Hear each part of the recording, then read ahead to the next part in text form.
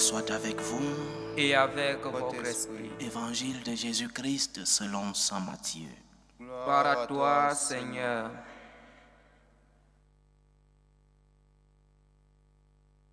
En ce temps-là, voyant les foules, Jésus gravit la montagne. Il s'assit et ses disciples s'approchèrent de lui.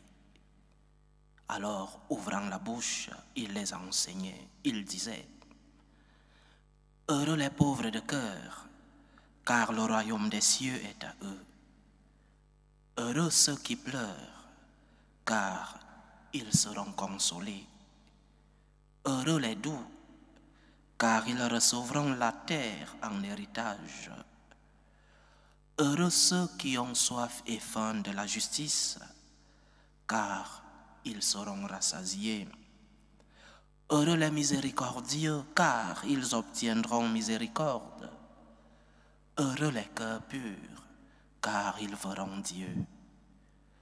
Heureux les artisans de paix, car ils seront appelés fils de Dieu. Heureux ceux qui sont persécutés pour la justice, car le royaume des cieux est à eux. Heureux êtes-vous si l'on vous insulte, si l'on vous persécute et si l'on dit faussement toutes sortes de mal contre vous à cause de moi. Réjouissez-vous, soyez dans l'allégresse, car votre récompense est grande dans les cieux. Acclamons la parole de Dieu. Louange à toi, Seigneur Jésus.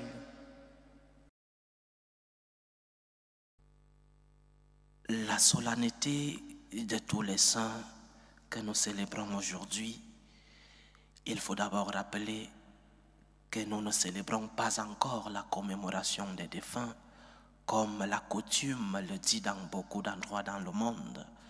Aujourd'hui, les cimetières sont pleins parce que certains n'ont pas de rendre visite aux tombes, une belle tradition, mais la commémoration des défunts, c'est demain, le 2 novembre. Mais revenons à l'enseignement de la fête que nous célébrons aujourd'hui. La solennité de tous les saints nous parle de l'objectif même que l'Église doit atteindre. Dieu veut que tous les hommes soient sauvés et parviennent à la connaissance de la vérité, nous dit saint Paul dans sa première lettre à Timothée.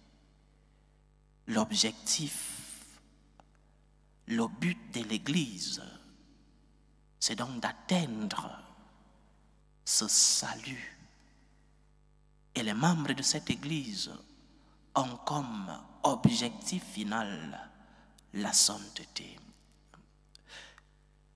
Généralement, pour expliquer ce qu'est l'Église et sa mission, les théologiens utilisent des images qui sont expressives et adéquates pour montrer la réalité de ce mystère qu'est l'Église. Et une de ces images qui est utilisée, c'est que l'Église, c'est le peuple de Dieu, l'Église comme peuple de Dieu. Et les théologiens divisent ce peuple en trois. Il y a une Église en pèlerinage sur la terre. Nous, ici, nous, dans ce monde, nous les enfants de Dieu, ici sur la terre. Les théologiens appellent cette partie du peuple de Dieu l'Église militante, l'Église qui est encore ici sur la terre. Il y a un autre peuple de Dieu, l'Église du purgatoire, les théologiens l'appellent l'Église souffrante. Cette Église qui attend encore la purification pour pouvoir atteindre le salut définitif, pour pouvoir voir Dieu face à face. Il y a une autre partie, la troisième cette fois-ci, de cette Église, de ce peuple de Dieu, qui est l'Église qui est déjà au ciel, l'Église triomphante. Ces enfants de Dieu qui ont milité ici sur la terre et qui pour certains sont passés par l'étape du purgatoire. Ceux-là ont déjà triomphé. C'est l'Église des saints. Et c'est l'Église que nous célébrons aujourd'hui, l'Église triomphante. ces enfants du peuple de Dieu qui ont triomphé. Nous célébrons donc aujourd'hui tous ceux-là qui ont milité avec nous sur la terre, tous ceux-là qui peut-être ont reçu la purification au purgatoire et qui contemplent déjà le Père face à face, qui sont déjà au ciel. Nous célébrons des héros, les héros de notre foi. Nous célébrons ceux-là qui ne sont peut-être pas reconnus officiellement dans le calendrier liturgique, mais qui sont au ciel, qui sont si nombreux, qui intercèdent pour nous, qui contemplent le Seigneur, qui vivent ce que les théologiens appellent encore des visions béatifiques, c'est-à-dire ils voient Dieu face à face. L'Église triomphante est celle que nous célébrons aujourd'hui. Dieu veut que tous les hommes soient sauvés. Dieu veut que nous soyons sauvés. L'objectif de chaque chrétien, c'est donc ce salut. Arriver à contempler le Seigneur face à face et jouir pleinement de son amour au ciel. C'est ce que font les saints. Ils jouissent pleinement de l'amour de Dieu au ciel, de la vision béatifique, parce que rien n'empêche plus cette vision de Dieu, rien n'empêche plus la réalisation pleine de l'amour de Dieu dans leur vie au ciel, l'Église triomphante. Ici sur la terre, il y a des moments où nous faisons l'expérience de l'amour de Dieu, où nous profitons et passons de bons moments avec Dieu. Mais ces moments ne sont pas pleins. Cette vision de Dieu sur la terre, parce que de temps en temps, nous voyons Dieu sur la terre, dans ces sacrements. Lorsque nous sommes à la prière, nous voyons Dieu de temps en temps sur la terre. Mais il nous manque, parce que le péché, il nous manque encore la vision ultime de Dieu, la vision béatifique, parce que le péché nous empêche d'être pleinement en communion avec Dieu pendant que nous sommes sur la terre. Nous ne pouvons pas encore contempler pleinement cet amour, cette miséricorde, ce Dieu face à face. Nous célébrons ceux qui sont déjà avec Dieu, tous les saints, ceux-là qui ont peut-être vécu avec nous, qui sont peut-être des membres de nos familles, qui ont milité sur la terre, qui ont vécu la tentation du diable, qui ont vécu des peines sur la terre avec nous, avec des doutes, mais qui ont su mettre le Seigneur à la première place de leur vie. Ils avaient des défauts, ils avaient des faiblesses, mais ils ont mis le Seigneur à la première place. Les saints qui sont au ciel n'ont plus aucune difficulté, aucun obstacle. Ils voient Dieu face à face et profitent éternellement de son amour. Et cela est aussi notre objectif, chers frères et sœurs. Nous sommes des fils, et des fils appelés à arriver à la maison du Père, qui est aussi notre maison. Grâce à la mort et à la résurrection du Christ, les portes du ciel nous sont ouvertes. Ton objectif comme chrétien, c'est de contempler le Seigneur face à face. Ton objectif comme chrétien, c'est la sainteté, comme te dit Saint Paul. Dieu veut que tu sois sauvé. Dieu veut que tu parviennes à la connaissance de la vérité. Dieu veut que tu sois saint. Maintenant, comment être saint? Comment devenons-nous des saints? Parce que pour atteindre cet objectif, nous devons savoir comment, ici, nous qui militons sur la terre, nous qui appartenons encore à cette église militante, que faisons-nous? Que devons-nous faire pour être des saints? Il y a trop de confusion autour de ce concept parce que certains pensent qu'on arrive à être saint grâce aux efforts personnels. Et c'est là la première et grande erreur.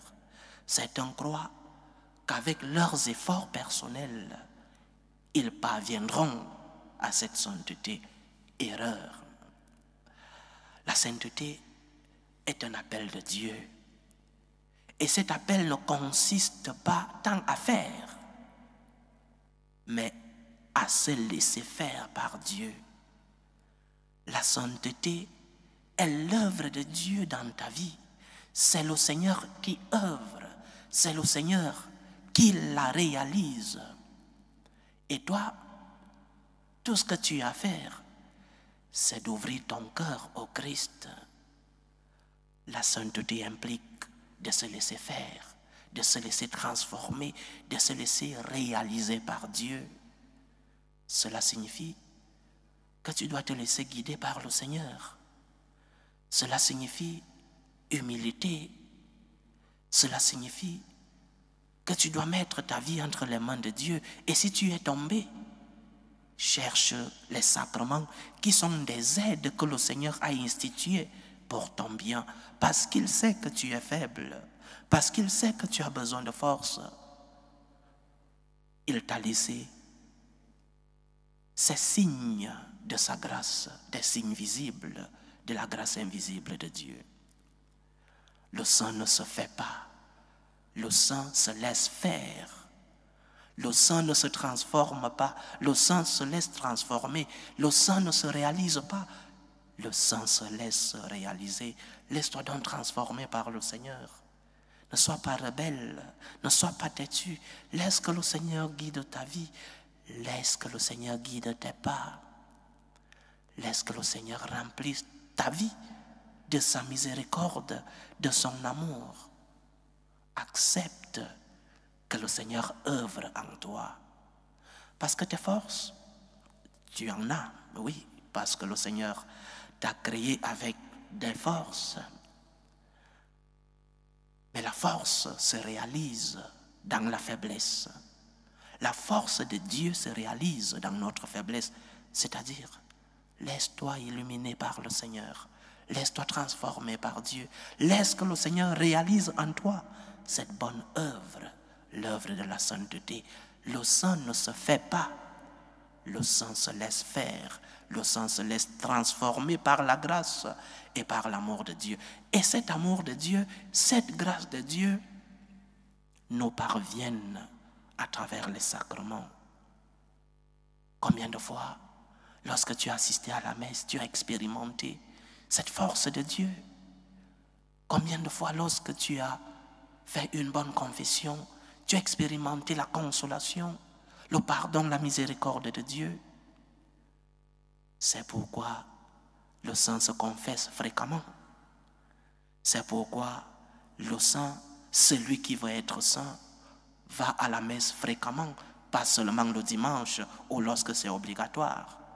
Il va à la messe chaque fois qu'il y a possibilité. Le sang ne se fait pas, le sang se laisse faire par Dieu lui-même. Le sang ne se fait pas lui-même, parce que des forces, je disais, tu en as, mais elles sont aussi petites. Des dons, tu en as reçus, mais ces dons peuvent-ils, par eux-mêmes, t'aider à réaliser cet objectif qui est si grand et si mystérieux? Sois humble, laisse-toi transformer par le Seigneur. Sois humble, laisse-toi guider par le Seigneur. Laisse que le Seigneur dirige tes pas. Mets-toi entre les mains de Dieu. Si tu as péché, confesse-toi. Si tu te sens faible, rapproche-toi du Seigneur dans la prière et dans l'Eucharistie pour recevoir sa grâce, pour recevoir son amour, et tu pourras faire sa volonté. Et enfin, la sainteté ne consiste pas à faire des choses extraordinaires. Lorsque nous étions plus petits, nous croyions que les saints sont des personnes qui, en un claquement de doigts, faisaient bouger des montagnes, des choses extraordinaires. La sainteté ne signifie pas que tu dois avoir des visions chaque jour dans ta vie ou faire des miracles chaque jour dans ta vie. C'est une fausse interprétation de ce qu'est la sainteté. Il y a des saints qui ont fait des miracles. Il y a des saints qui ont eu des visions. Mais tous les saints n'ont ni eu des visions, ni ont fait des miracles. La sainteté consiste à aimer Dieu. Le saint, c'est celui qui se bat chaque jour à aimer Dieu. Le saint, ce n'est pas celui qui fait des choses extraordinaires. C'est celui qui, chaque jour, répond à l'appel de l'amour de Dieu. Chaque jour, veut donner une réponse d'amour à Dieu. Et il donnera cette réponse à travers les dons qu'il a reçus. Quels sont tes dons? Nous avons lu aujourd'hui l'évangile qui nous parle des béatitudes. Et nous voyons que le Seigneur nous montre une liste de ce que nous devons faire pour être des saints. Mais le Seigneur ne nous dit pas que nous devons cocher toutes les cases de cette liste pour être des saints. Chacun de nous a reçu un don particulier. Il y a des saints qui sont des martyrs. Il y a des saints qui sont des docteurs de l'Église, ceux-là qui ont reçu un don intellectuel pour pouvoir interpréter les Saintes Écritures. Il y a des saints qui ont œuvré dans la miséricorde et dans la charité. Sainte Thérèse de Calcutta, par exemple. Il y a des saints, jeunes, enfants, des parents, des prêtres, des religieux, des laïcs. Chacun a reçu un don. Et c'est ce don que tu as reçu qui doit porter des fruits. Le Seigneur ne te demande pas de cocher toutes les cases, d'avoir tous les dons du monde. Le Seigneur te demande de porter du fruit selon les dons que tu as reçus. Quel est ton don? Quel est le talent que tu as reçu? Quelle est la grâce que tu as reçue? C'est ce don qui doit porter des fruits. Aime Dieu, reconnais le don que tu as reçu du Seigneur et que ce don puisse porter des fruits. Le saint est celui qui aime Dieu, qui lutte pour que l'amour de Dieu ne s'éteigne pas dans sa vie. Le saint n'est pas un super-homme qui réunit tous les dons. Le saint, c'est celui qui sait reconnaître le don qu'il a reçu et qui lutte pour que ce don puisse porter des fruits. Et ce don, tu pourras le reconnaître dans ta propre vie. Quel est le don que tu as reçu? Porte-t-il des fruits? Quel est ce talent que le Seigneur t'a donné? Ce talent porte-t-il des fruits? C'est en cela que tu pourras travailler pour que ce don que tu as reçu, qui porte déjà des fruits, que ces fruits soient le reflet de l'amour de Dieu dans ta vie. Le saint, ce n'est pas celui qui fait des choses extraordinaires. Le saint, c'est celui qui sait aimer Dieu et celui qui sait travailler pour que son don porte des fruits. Nous sommes tous appelés à la sainteté. Ce n'est pas une histoire réservée aux prêtres ou aux religieux. Dieu veut que tous les hommes soient sauvés et parviennent à la connaissance de la vérité. Tu es appelé comme chrétien, comme membre de cette église militante. Tu es appelé à la sainteté. Travaille donc pour que tu puisses atteindre cet objectif. Laisse que le Seigneur œuvre en toi. Laisse-toi transformer par le Seigneur. Mais aussi pose-toi la question, quels sont les dons que j'ai reçus? Est-ce que ces dons portent du fruit?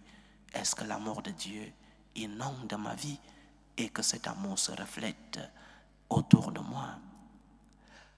Que le Seigneur nous aide donc à être des saints, nous qui militons encore sur la terre. Qu'il nous aide à lever le regard vers le ciel. Saint Augustin, lorsque l'Empire romain tombait déjà et qu'il voulait consoler son peuple, a écrit ce merveilleux livre, La Cité de Dieu. Et dans ce livre, il nous parle de l'objectif final de chaque chrétien. Vit sur la terre en ayant les yeux levés au ciel. La patrie céleste, c'est la patrie du chrétien. Dieu veut que tu sois sauvé. Dieu veut que tu appartiennes finalement à cette église triomphante. Accepte le salut de Dieu. Ouvre-toi, laisse que le Seigneur te transforme. Mets les dons que tu as reçus au service du Seigneur et tu seras saint. Que le Seigneur nous bénisse. Loué soit Jésus-Christ. À jamais.